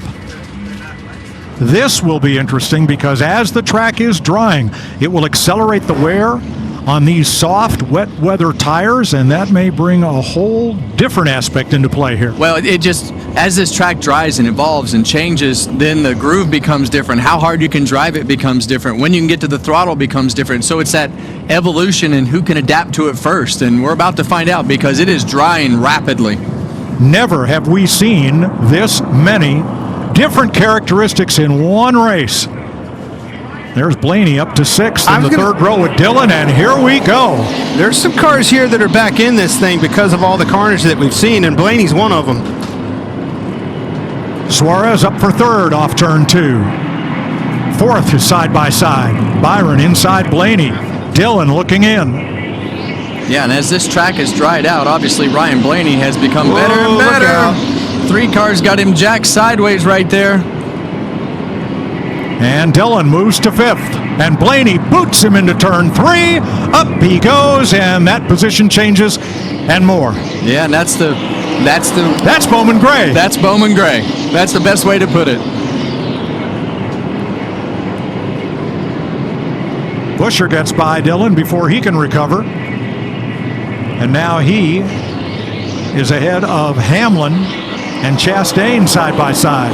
You don't need to stopwatch. You can visibly see these cars and how much faster they're going. The entry speed, the center corner speed, everything's picked up in a big way. Yeah, and right now they're only a second off of what the fastest lap of the day was, running up 2 lanes on the racetrack on rain tires. So, you know, the speed of the racetrack is definitely there, but the speed of that 60 car out front is noticeable on the stopwatch. I mean, it's a 10th, a little less than a 10th pretty much every lap right now. It's just a matter of whether the tires are off of them. Suarez to the inside of Briscoe, and he's gone. He took it out. The words out of my mouth. I couldn't say it fast enough. Briscoe was the one that was holding them up. Byron with him. Blaney looking.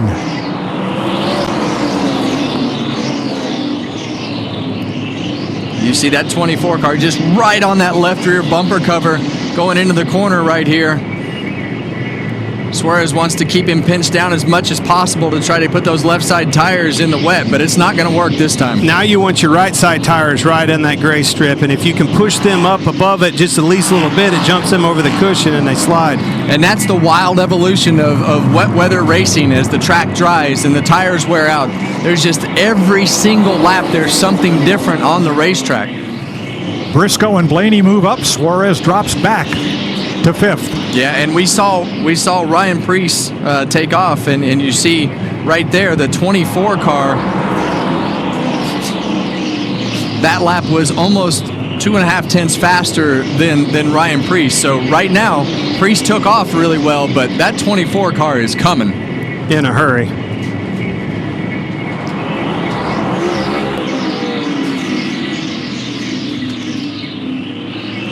There's another one, a 46 to a 61 of Preece.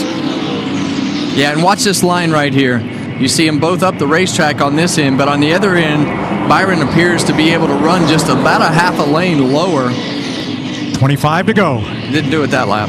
Yeah, it's almost like he's putting his right side tires in the gray and not trying to straddle it as much like Preece is doing it in the lead. So you can see Preece is up higher than him. And some of that just goes right back to the fact of how your car is turning. And the other part is searching around and being able to go in a little bit straighter, get that thing rotated in the middle of the corner and drive it up off a little bit lower. Maximize grip, minimize wear. Talk about rotation.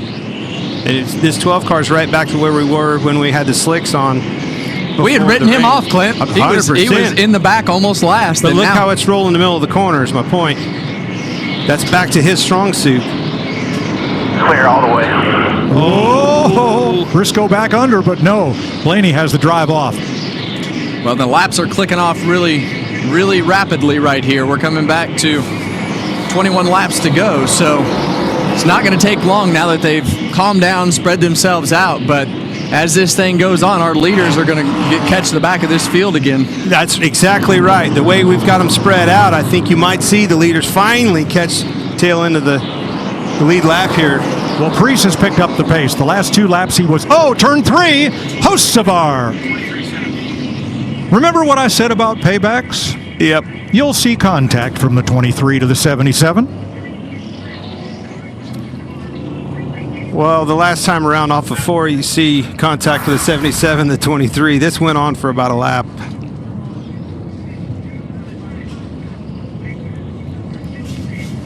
A little rub and bump there. Bubba didn't like it. Nope. Retaliated. Oh. Finished it. In the middle of the straightaway. Seen a lot of wrecks like that here. Slide through the grass up into the outside wall. That one didn't make it all the way to the outside wall. 20 to go. I don't think Ryan Preece wanted to see that. I don't know. It may have helped him. As I say that, not catching the tail end of the lead lap there again and getting in those lappers is beneficial to him being on the lead. And I think, he's not going to catch the back of the pack now because of the fact that there's so few laps left. But the interesting part about what was happening right here, his lap times were really inconsistent. And I just wonder if he was trying to save some of the tire to make sure that he took care of the rear tires and the front tires to keep the thing, that car underneath him as long as he could. And that was why his lap times were fluctuating. I think so, Kevin, because once Byron closed the gap to about 5 car lengths, Preece took off, and he ran right back on. Went right back on pace and distanced him just a bit prior to the caution. And that groove, he moved down as well. So the cars are now under the middle of the racetrack, and that wet lane on the bottom of the racetrack is, what do you think that is, Clint? 3 feet wide down there next to the curb. But if that becomes the case, they're going to creep all the way back down to the normal dry line as we get to the end of this. It's certainly widened out. I don't know that it's going to be back down to the concrete on the bottom with only 20 laps to go, but the entrance of the corners are definitely getting drier, and that tells me they'll be able to run in side by side. But the point is, you're going to have to get aggressive here. I see aggression all night long out of Preece in the lead. You know he's going to be hungry for this win. And this 12 car, we've seen a lot of aggression out of him. He's been all over the place. So Well, William Byron, double Daytona 500 winner, will start alongside Ryan Preece with 20 to go. yeah, and as you watch it choose, and now you look at that front row, you see Priest pick the top of the racetrack. It's a little bit of a guess, in my opinion, as what the preferred lane is with how the bottom is starting to dry down the racetrack. Just look at the cars, and I can tell you the difference in driving styles. Look at William Byron's car, and look at the 60 car, and look at the 12 car. If you had to describe a personality and the way a car looks, that's exactly what William Byron's car, and how he acts as a person. Ryan Blaney's wrecked 3 times, and all the way at the back of the pack, and now he's in contention to win this race again. And look at Alex Bowman, who started this race last. He's going to restart 6th. The last time Jack Roush won the Clash was 1999. Mark Martin went to victory lane. Ryan Preece trying to do just that, but he's got to hold off William Byron and more for 20 more laps around this flat quarter mile. Green flag. Great start. Exactly what he needed. Massive launch. Yeah, and Priest has been pretty consistent about what he's taken off just as that nose reaches the restart zone every time. Set sail, baby. Let's go. Blaney gets past Byron, who wiggles coming out of 4. Car hard in the wall at the exit of turn 4 where that wall juts out, and it was Kyle Busch, and there was a lot of contact. And all torn up is Kyle Larson. Well, it's amazing how fast these nights can turn on you. Kyle Larson led so many laps at the beginning of this race. Car kind of faded. Now he's turned around. See, Kyle is way up there by the wall, and squeeze play right there. Oh. 4 wide. Yeah, that never works here. I think the 54 car saw that 8 car in trouble and was Kyle kept coming up, and the 54 was coming down, and then they started jumping tires. Run out of real estate. For sure, in a hurry. You could see he got way up out of the groove and was trying to get it back going. Yeah, and there was nowhere for Larson to go because he had a car below him, so and whoever too many that cars was in one spot knocked Larson into the next car, into Kyle Busch. The next car being, I think, Ty Gibbs there. But, boy, there was enough contact there to go around. If I'm Priest, I didn't want to see in my rearview mirror Blaney making as quick a work of the 24 car as he did. Good point. Carson Hocevar, the only car 1 lap down, will get that back as the free pass car. 19 to go. What's for breakfast?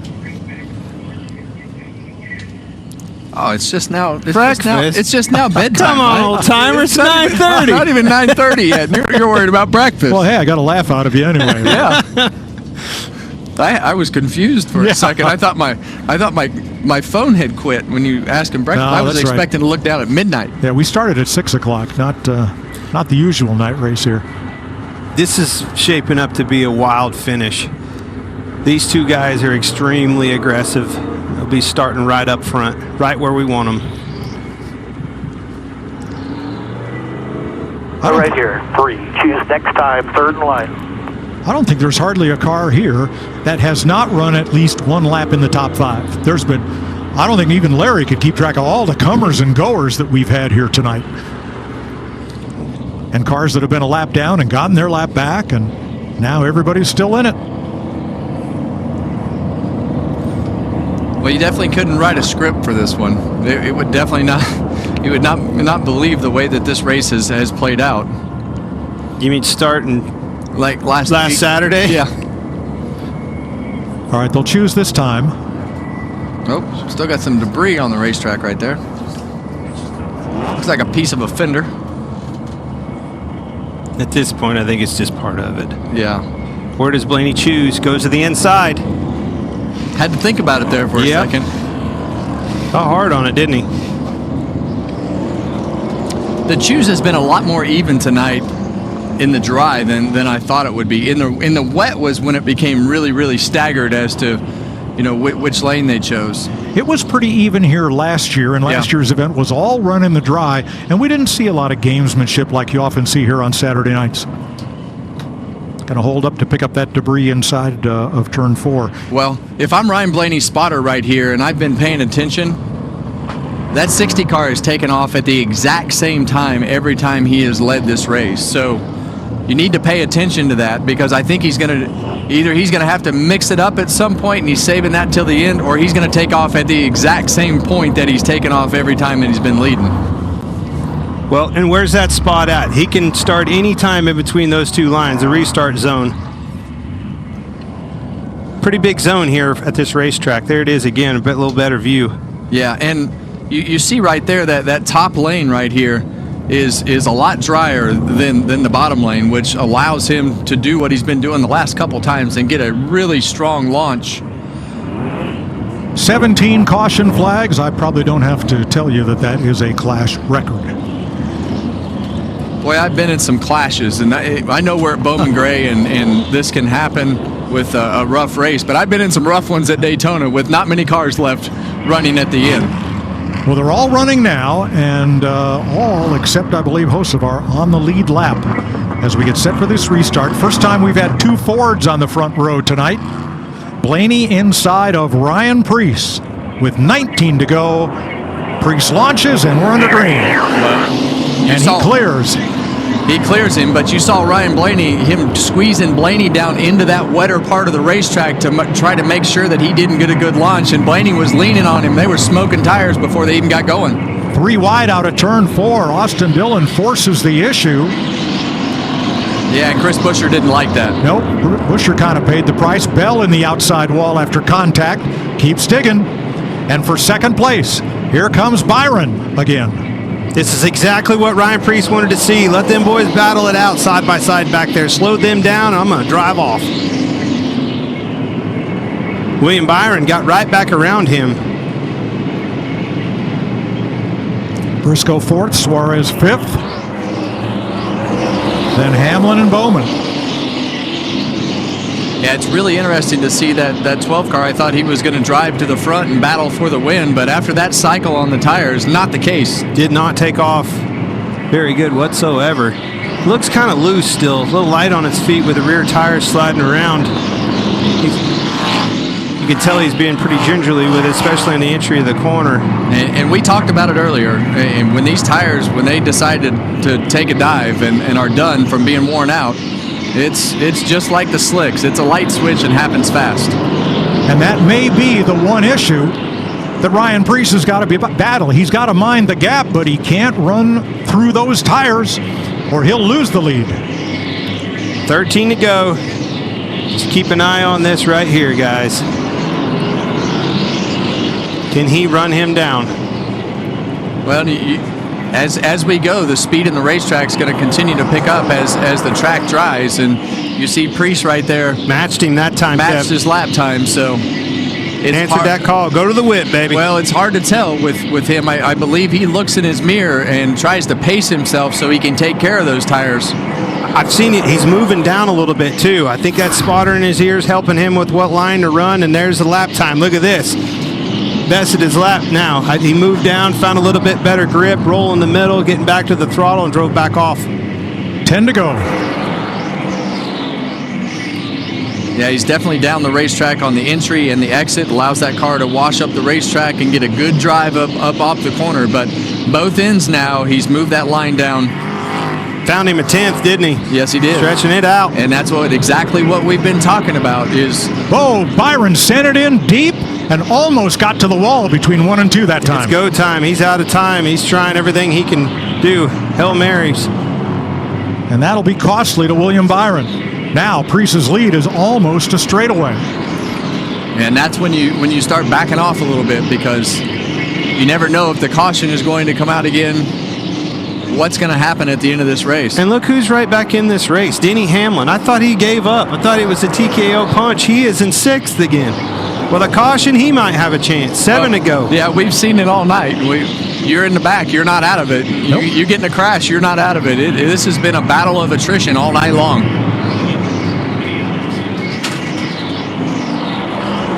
Ryan Preece got to take care of that Ford for 6 more laps. Now he's managing his gap to these lappers. I don't want to catch those guys. I've got a good buffer. I want to listen to my spotter and just manage this gap.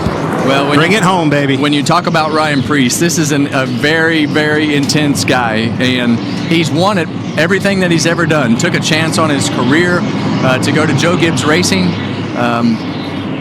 with some money that he borrowed and came up with to run, just a limited schedule. Went out and won races, proved himself.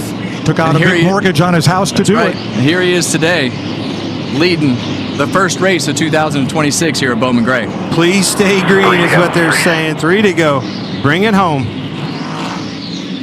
Brad Keselowski hired him. So what did you like about Ryan Preece? He's aggressive. He wants to win races, and we could afford him. Well, here we go. That's about to pay off. 3 laps. Ryan loves to work on his own stuff.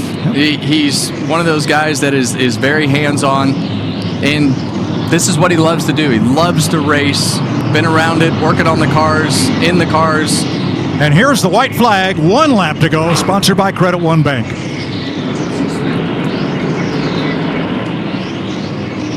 Half a straightaway lead on William Byron, who has 5 car lengths on Denny Hamlin. Off turn 4 at the Madhouse. The Cookout Clash goes to Ryan Preece for Roush Fenway, Keselowski, and Ford. How about that? He joins Jeff Gordon and Denny Hamlin. Awesome job, buddy. Great job. As winners of the Clash before winning a NASCAR Cup Series point race. He did a great job. He had speed in his race car when the time counted at the end of that thing, but I want to go back to the aggression that that baby took off there in a burnout. Slow her down, buddy. But the aggression that he showed on those restarts when we went back to it under the wet weather was very, very aggressive, and it paid off for him. Put him in the front when the time was right, and he drove off into the sunset because of it. His grandfather, Bob Judkins, well-known modified car builder and owner in New England, started the Pinto revolution in NASCAR. His dad, Jeff, raced late models at Stafford Speedway and elsewhere, and I think Ryan Preece was born with maybe a steering wheel in his mouth, because at a very, very young age, he was there racing those quarter midgets, worked his way up to the modifieds, won the national championship, and then, as Kevin pointed out, worked his way up to the top level of NASCAR, and now he's going to capture the checkered flag.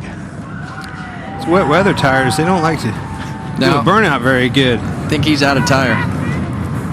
I think they're hooking up a little better than the slicks do is what I think. The 35-year-old from Berlin, Connecticut gets the taste of victory here at a track the modifieds know well. Good for him. That's a good win for them.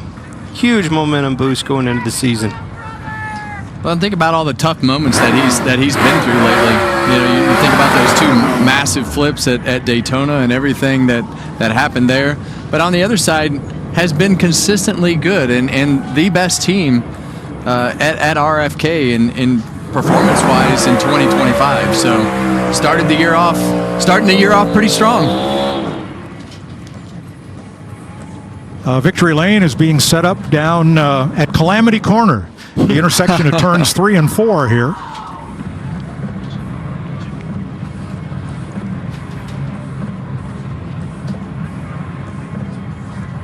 I remember when Ryan was having difficulty finding a full-time ride in one of NASCAR's top 2 divisions, and he told me, I don't care where I race. I just want to race where I have a chance to win. Well, he's a winner now. I've just had a real admiration for Ryan and what he's done with his career and the chances that he took on himself to believe in himself that he could go out and win if he put himself in the right situation. Good to come out. Fuck yeah, we're coming out, baby. Woo! Woo!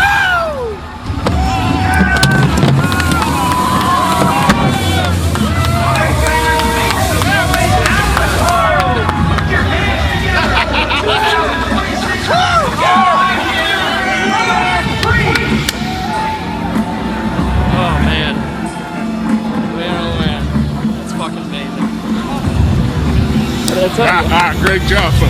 What I said. Awesome. I wish you were here. Fuck me. Thank you. Hold that interview. I'll call you in a little while. Don't drink it. Don't. That's all I got. I got you. Here's Regan Smith. Well, what a wild night it was here at Bowman Gray for the Clash. Ryan Priest, you have worked your entire life to be in victory lane in a Cup Series race, and you get it done tonight in all kinds of conditions. How did you make that happen? I don't even know what to say. To be honest with you, it's been a fucking long road, and it's the Clash, but man, it's just been years and years of grinding, and I'm just super thankful for Brad Keselowski, Kroger, Coca-Cola, all our partners, BAM, Break Open the Pappy, and Jack Roush, the Fenway Group. 2 years ago, I didn't think I was gonna have a job. I thought I was going back to Connecticut. Man, I'm just super emotional. Well, we can appreciate that emotion, Ryan, and the hard work that has gone into this point to get here, everything that you've done through your career.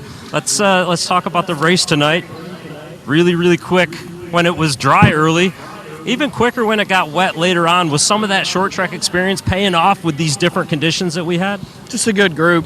Yeah, we had a really good car, and I felt like we were fighting adversity all day, trying to come from the back, and, we got a lot of good spots, and when we were putting rain tires on, man, this is as much of a mental game as it is anything, and I felt pretty beat up, so, we had a couple restarts go our way, and then before you know it, you're in the front 2 rows, and then the claws just come out, so, man, I can't thank, Kroger, Coca-Cola, all our partners, every single one, Celsius, Tad Geschecter and Jody Geschecter and BAM Marketing, and I'm just I'm speechless, man. That last 2 laps, I'm speechless. Well done, Ryan. Congratulations. Ryan Priest wins the Clash at Bowman Gray. Thanks, Regan. Remember, he was in the first practice group with the backmarker cars, had to run on the green racetrack. Still, he timed his way in, drove to the front. Well, I love to hear the stories about people who have worked their way to make it in racing and sacrificed everything that they have to get to this point. And that right there shows you the emotion. Well, it shows you the talent, too. Look what he overcome. Look at the adapting that he had. He was good early, overcame out of a,